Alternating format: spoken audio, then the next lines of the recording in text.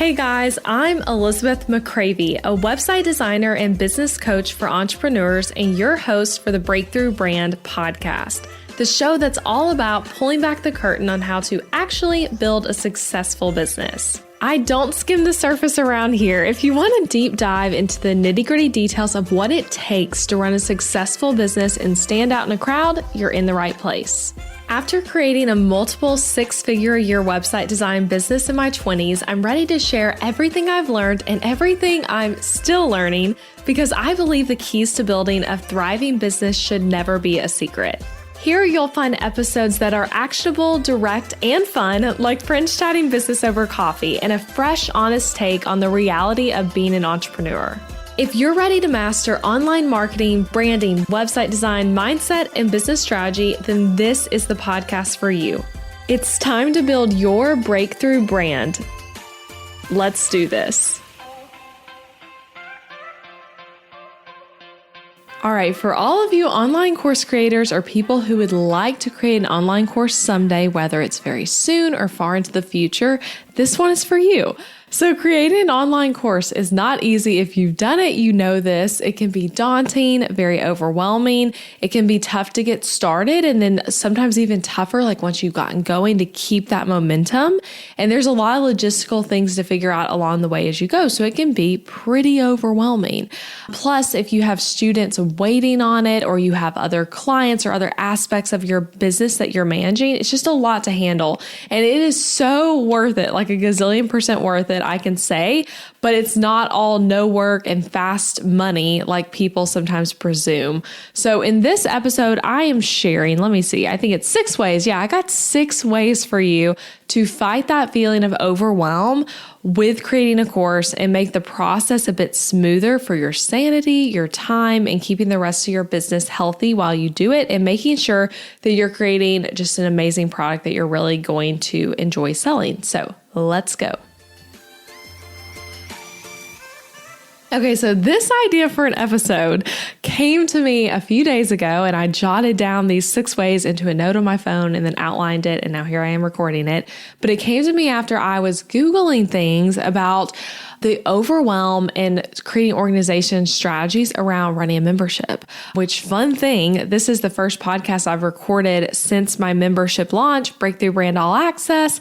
At the time of recording this, we've had 1 week into all the amazing members being in, and we have 162 members, which is incredible. I'm just so thrilled about that. I probably will do a whole episode all around some things with that launch and the experience and more about it. But I had 2 episodes last on the podcast about that initial launch and talking about the whole vision for the membership and all that. And I have a lot to share long-term about what I'm learning through doing a membership, but I was feeling a bit overwhelmed, to be completely honest, as we were getting rolling, because I'm like, whoo, this is a lot. And this is new for me, right? Like I haven't done memberships up before. And so as I was looking for like resources around some of this, I was like, wait, I actually have a lot I could personally share about this same version for online courses. Because let's be real, memberships and online courses are completely different, which is why I'm over here like Googling like help how to like deal with some of this.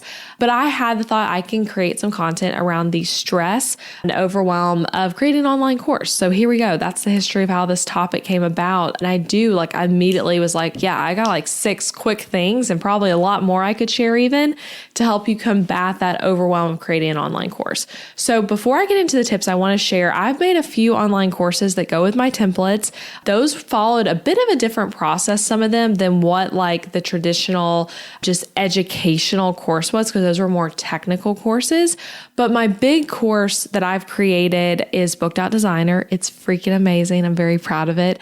And most of the tips I'm sharing in this episode come from me thinking about that journey to create it. I also have another course I'm currently working on. So this is like very fresh on my mind, even from that perspective of working on that course. But to tell you a little bit about Booked Out Designer, so I beta launched it in February of 2021. When I did the beta launch, I had recorded really like the module 0 of it, and then a few lessons from module 1, which we'll get into.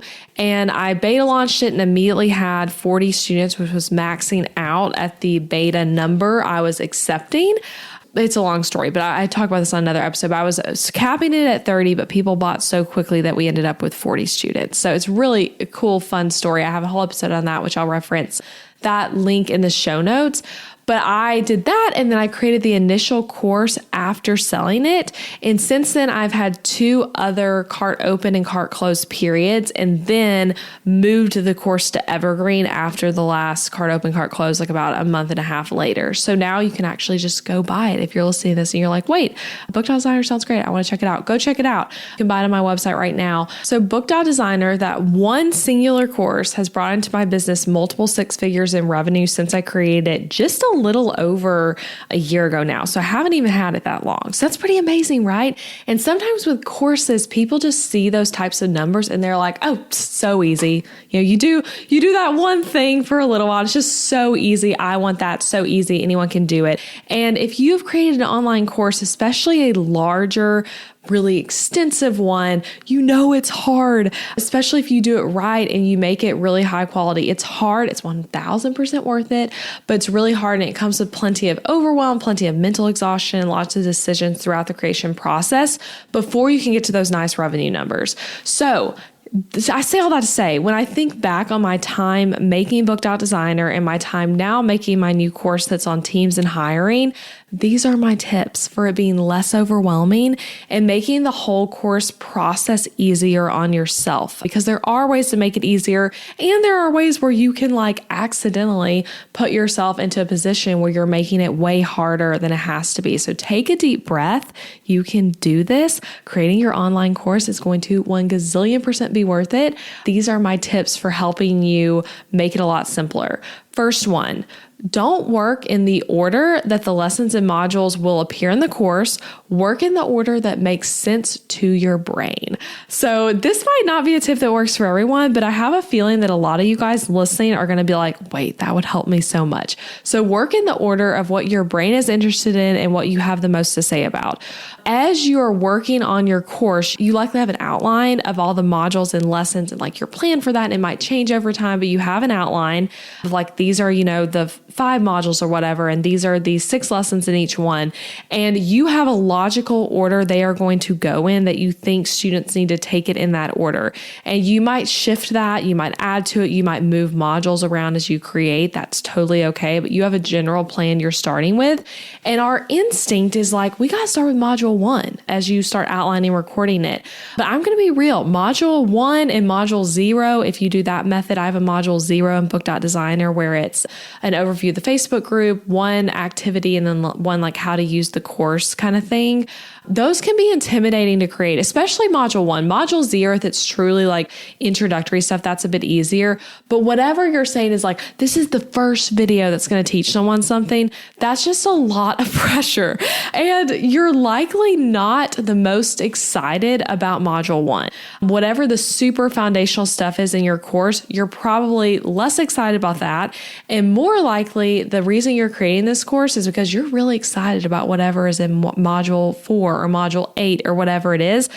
Those are the things where you're yes, that's the cool, fun part of this course. For me with Book.Designer, it was oh my gosh, the client process, I'm ready to just dive into that so much. Whereas some of the earlier stuff, I might be a little less excited about, if I'm being honest. And it doesn't come through that way in the content. And I still did a really great job on that content, but it wasn't the thing that is why I made the course to begin with, if that makes sense. So I want to say create in the order of your passion. So to tell you what I do with Book.Designer, I started with module 0. I did create that. That was there for the beta members. And that's 2 or 3 intro videos. I can't remember, but it's very short and simple. And then I had 3 videos for module 1, but I did not finish it. I had 3 of the videos. And then after that, I jumped straight to module 3, which that topic was networking, because I was really excited about that. I was eager to teach on it. And I felt like that was what I was passionate about in that exact moment. And with Book.Designer, I actually released everything as I did it to the founding members. So not each lesson as I did it, but each module as I did it. So they got things out of order, which I think is totally fine. But I did create the course completely out of order. Like literally there was no order. Even within each module, I often created the lessons out of order. I knew again what order I wanted them to go in, but I might have like started with the final lesson and been like, okay, what do people need to know before they watch this? Like whatever it is, my point here is do what works for your brain. You're going to make way better course content that way. And you might be hearing me say this tip and you're like, no, Elizabeth, my brain works in logical order and I want to go in the order it comes in. If that's you, great. But if you are someone who's feeling like, wait, I really just like this week, I'm feeling like a lot of thoughts about this particular module, like work on that module. It does not have to go in order. My second tip for you to combat the overwhelm of creating an online course is to beta launch, but without a promise to get the content to people by a certain date. Or if you are going to have a certain date, make it like really far out, which let me just talk about all this real quick. So the reason I say this as a tip is because that's less pressure for you. So if you have like sold your course to a ton of people, and then you're like, the whole course is going to be delivered by this date, or I'm going to give you module 1 in 1 month, module 2 is 2 weeks after, module 3 is 3 weeks after that. And you have like this whole calendar that you're promising people. That's a lot of pressure and might actually, especially if you're someone who doesn't work well under pressure, lead you to make way less good of content because you're just stressing yourself out. So not doing a schedule that you're releasing, all that kind of stuff is less pressure for you. And also worth saying to start, I'm all about beta launching online courses. I obviously just said that in the intro of this, especially if they're giant courses that is going to take you months to create. You'll benefit from making sure that enough demand is there before you spend the time making it. And it also might benefit from getting some money up front. And in my particular instance, I really benefited from having students who I could go ahead and bounce questions off of as I was creating it. So like before I worked on a module, I'd be like, all right, guys, this module is on discovery calls. I'm actually doing a lesson on awkward discovery call situations and how to deal with them. Like what's the worst discovery call situation you've had? And then I was able to make sure I'm covering that in the lesson. So it's super helpful. And I was actually anti-beta launching when it came to Book.Designer. Like I was like, I'm going to make this whole thing and then I'm going to sell it. I had all my reasons for why. And I ultimately ended up beta launching. I'm so glad I did. I'm a super big fan of it now. And if you are like not sure about like, wait, I'm also kind of anti-beta launching, Elizabeth, I want to hear why you changed your mind. Or if you're like, wait, I don't even know what you're talking about, go back to episode 110. It's called Should You Beta Test Your Course? I literally walk through the entire story of why I didn't want to do it, why I ended up doing it, all the pros, the possible cons of it, everything. And then another episode I want you to check out is 114. So just a few after that one, I share the behind the scenes of beta launching Book.Designer and talk through a lot of the numbers and the strategy and all of that. Here's the thing though. I recommend beta launching with the understanding that they will get the whole course at one point, like all in one big swoop by a certain date that you 100% know is doable for you as the business owner. So like if you're thinking like, oh, I feel like the course will take me 3 months to make, add an extra month or two, and then plan to pleasantly surprise your course students by getting it to them sooner. What I don't want is for you to be up against a tight deadline, making your first course and feeling like, oh my gosh, this is so much harder than I thought it was going to be. I can't do this. Then if it makes sense for you and for your students, you could decide to deliver it module by module as you create it, which is what I did. I was not planning to, what I ended up doing was under promising and over delivering 100%, but I was actually not trying to do that. I legitimately was thinking I'm going to create it all and then deliver it all to these students. But then when I'm like looking at it, I'm like, wow, I have this entire module completely done. Like, why not go ahead and give it to them was kind of what I ended up having happen. But I was not giving people dates. I was not like, June 13th, you are going to get this entire module sent to you. Mark your calendars. I was just like doing it as I could. When I knew it was kind of like close, I would say in our Facebook group, like, hey, Friday, I'm releasing module 3, whatever it was. But I wasn't giving a strict schedule. So this helps you under promise and over deliver, and it also helps you relieve your own pressure. So not all modules and lessons are created equal. So if you're doing some sort of schedule, like you get one module a month until it's done being created, that's really overwhelming for you as the creator. It doesn't allow for creative flow and change. And you even may be deciding that like you don't want to add that module anymore. It's not needed, whatever it is. So just don't lock yourself into anything. And beta launching in general, I think will also help with the overwhelm, because it helps with having like students and faces and people you're making this for versus just like an arbitrary, like, oh, I'm hoping someone will buy this. It's a lot more motivating and takes some of that overwhelm out, because you're looking at this person who's excited to learn from you and you're like, yeah, like I'm so excited to make this for you. It just makes it less overwhelming. Just trust me. If you do the beta launch thing, that really helps. Okay, the third thing, I love this one, and this was huge for me in making Book.Designer. Having a designated place where you write the content that is separate from the other things you do in your business. So writing the outlines for modules and like coming up with the order and structure of everything in the course is a really big part of course creation. When I say writing and outlining the modules, what I mean is like you have a lesson that's called, magnetic marketing principles. That's one of the lessons in Book.Designer. You have to like write out everything you're going to say in the video for that. And everyone has different processes for courses, but for me, my process is I outline everything. First, I have the outline of like, here's all the different things, like the module, lesson name, module, lesson name, and so on.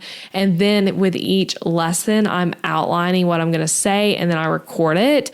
So the outlining part, I mean, honestly, I've never written a book, but I imagine it feels similar to that. Like you are writing so much, like outlines that are like 5-10 pages long sort of thing here.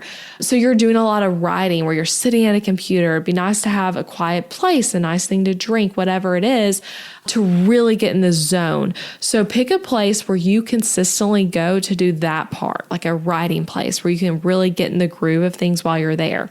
So this could be a different room in your home, a different chair in your office, or somewhere completely different outside of your house or your office. It doesn't mean that you don't ever do course writing like in your office, but it does mean that like this is your place where like when you go there, that is what you're doing. You're in a groove. That's your place. For me, it was a coffee shop near our old house when I don't really go to anymore because I don't live near it, but it's called Sweetwater.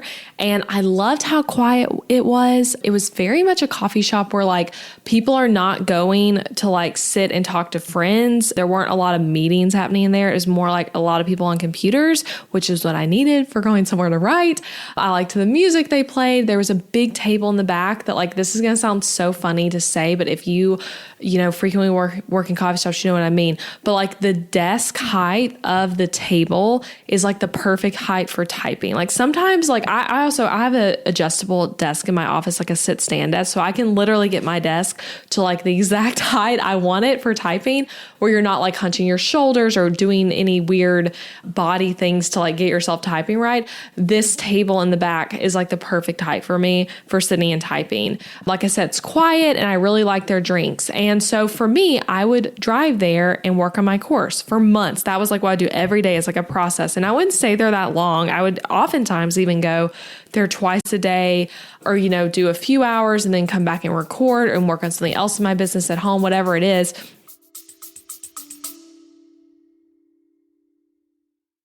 Interrupting this episode with a suggestion for the small business owners listening.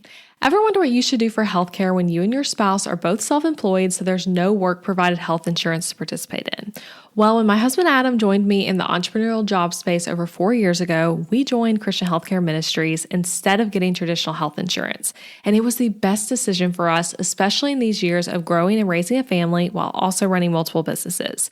CHM is a health cost-sharing ministry and is a faith-based alternative to health insurance.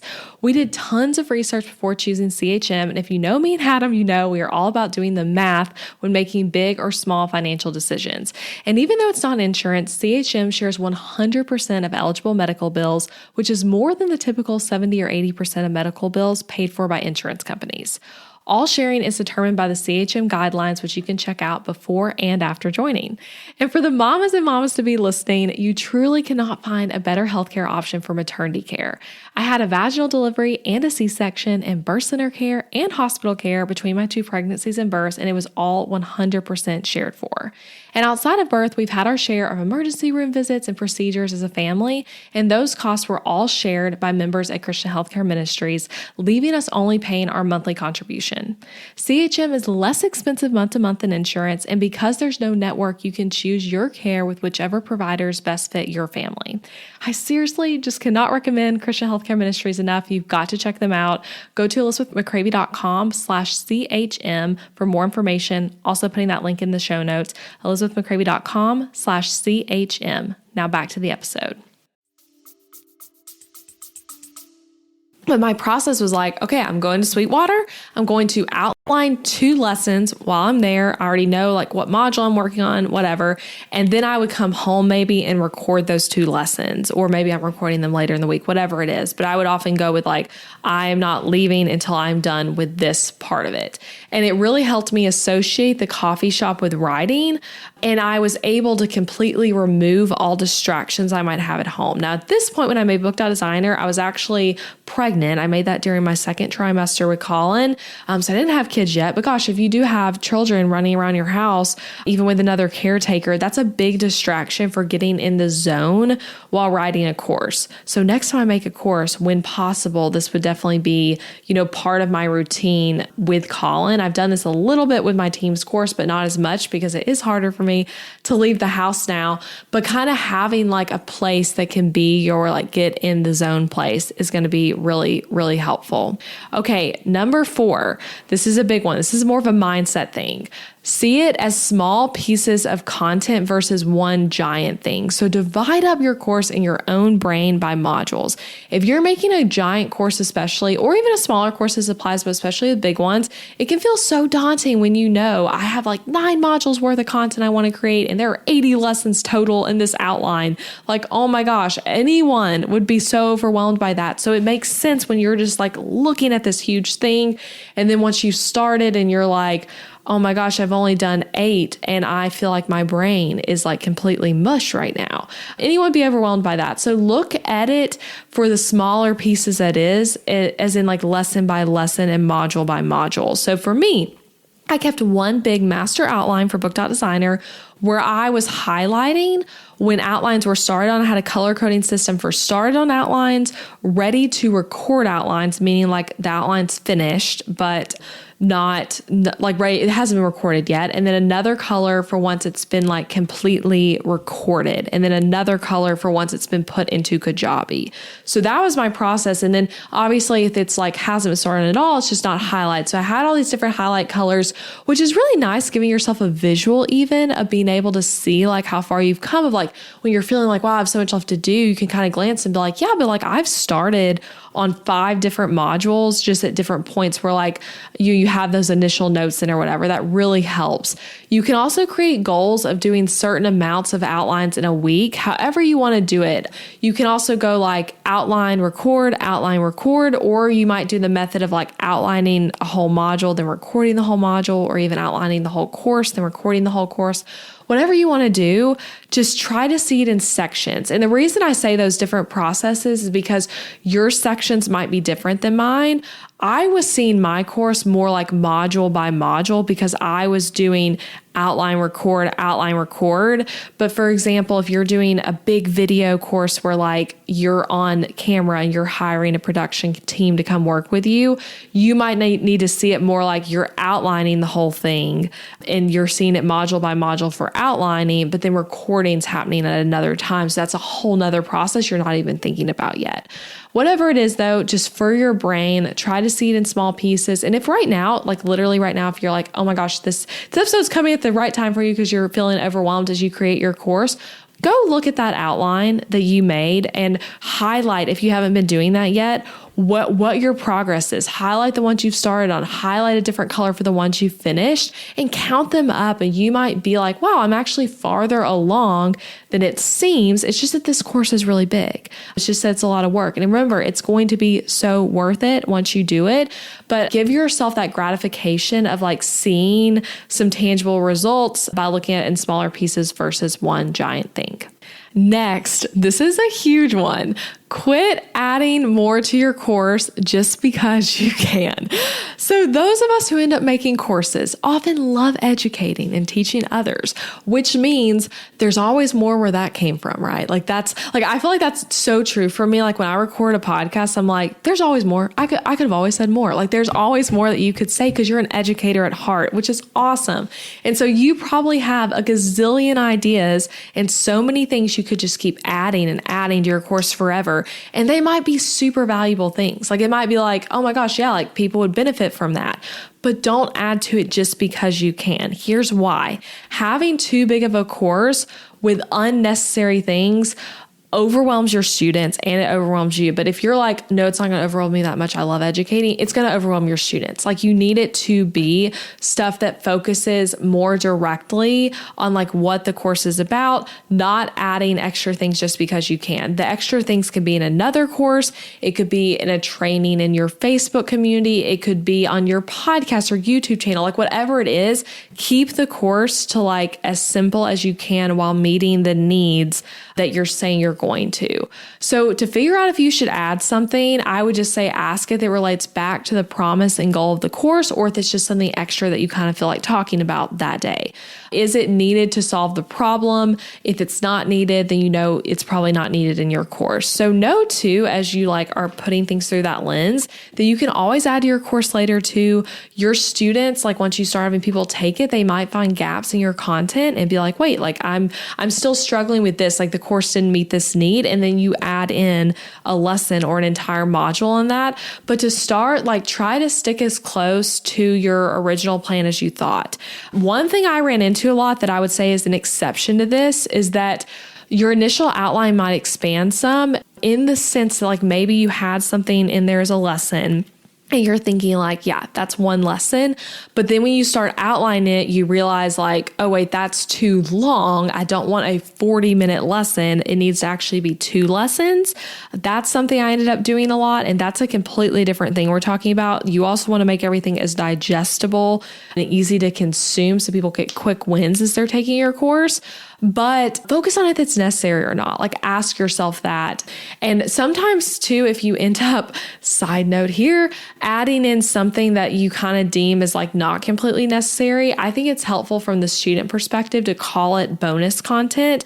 Like maybe still put it in the module, but put it at the end of the module and call it bonus so that people know that like it's not 100% necessary for that result you're promising of the course. I had that a few times at Book.Designer because this tip number 5 here, quit adding more just because you can.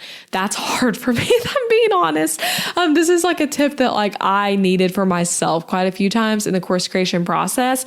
And sometimes it equals a really great course, but there were plenty of things that I wanted to add that I had to like resist.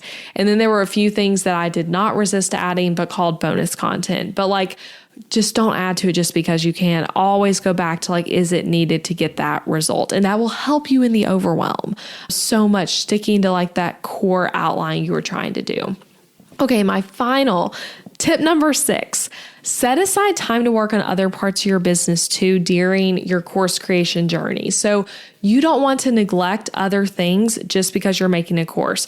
Likely, if you are someone who's in a place to do a course in your business, you probably have done something else in your business first, meaning you might have clients or customers for your other products that you also are attending to. So don't let those parts of your business slip. This kind of goes back to like overestimating the amount of time it's going to take you to make the course, because you don't want to create this course and then look at other elements of your business and be like, wow, I completely neglected that. And now I have this fire to put out over there. But you also, even as I say that, you need to be able to create ways that you can scale back those areas of your business for this season so you can mostly focus on your course. Back to not being overwhelmed. That's going to be huge. If you have like the exact same workload you've always had in your business, and then you add on top of it, oh, cool, now you got to make an online course, you're going to feel really stretched thin if you don't have the hours to add into your life. I definitely feel this now as a mom. Like if I'm going to add something new, that means something else has to go because there's not like extra hours to be had. So I think making an online course works best in a business when you are able to, for that season, really go all in on that being the only new thing you're creating and being able to scale back some other parts of your business, again, while not neglecting them, but scaling them back. It's going to make you able to focus better on the course, make the process faster, so many different things. So an example of this, to use my own business as an example, I did not make any new website templates while I was working on Book.Designer. I did do one client project though, like finishing up one and then also working on a sales page project during the time I was making Book.Designer, which I actually thought was a really good thing in this case because it really got me into like working with clients' mindset. Like I was actually applying a lot of the things in my own business that I was teaching in this course, which that would be an example of something that can be helpful to you of really being in the zone of teaching what you know. If that's kind of what your course is, that would be helpful. But I was not recording tons and tons of podcasts for this show. I actually did a season with like a lot more interviews and some like re-airing of shows and shorter episodes. I was trying to like focus most of my content creation on the course. When you are in a business where you create a lot of content, it can be quite overwhelming. So I scaled back this podcast some. And like I said, I wasn't making new templates. And I also wasn't like reworking funnels and doing tons of like other new things. I kind of had other things like up and running so that I could just focus on the course. So I understand that like most people, myself included, you can't just be like, this is the only thing I'm working on. I'm neglecting all the other parts of my business. Like that's not going to be smart. So you need to set aside time to be able to work on both. And maybe for you, it's that like 4 days a week, it's focusing on your course, and 1 day a week, it's like you don't even think about the course whatsoever, and you're doing all the other administrative things in your business. Like you have to figure out what works for you systems wise. But I know that like that can be one of the overwhelming things is like, you're like, wow, I can't juggle client work and this course. And that could mean that the course takes longer to create. You just got to create the systems for yourself. But like know that like it is doable to do both. It just might mean like scaling back some of the other things you're doing. So that's my tip number 6. Now I want to recap those 6 tips one more time. Verse 1 was don't work in the order of that the lessons and modules appear. Work in the order that makes sense to your brain. You do not have to go in order. My second tip was to beta launch without telling your beta students that content is going to be delivered on very specific dates. You're going to free up your creativity to work at your own pace by not doing that. Third tip, have a designated place where you write the content that's separate from your other business activities. If you live in Nashville, highly suggest Sweetwater Coffee Shop as your designated workplace. It is a place I've made Book.Designer, and it's a very awesome coffee shop. Okay, number 4, see your course as small pieces versus one giant thing. It's going to really help with the overwhelm. Number 5, quit adding more to your course just because you can.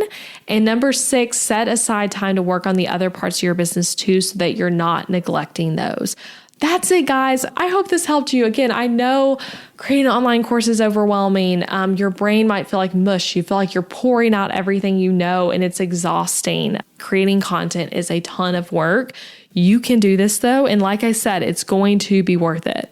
I'm a mega fan of the online course business model. I plan to create more courses. I love the courses I've built. It's really fun. If you're someone who loves educating and loves teaching what you know, it's an amazing business model.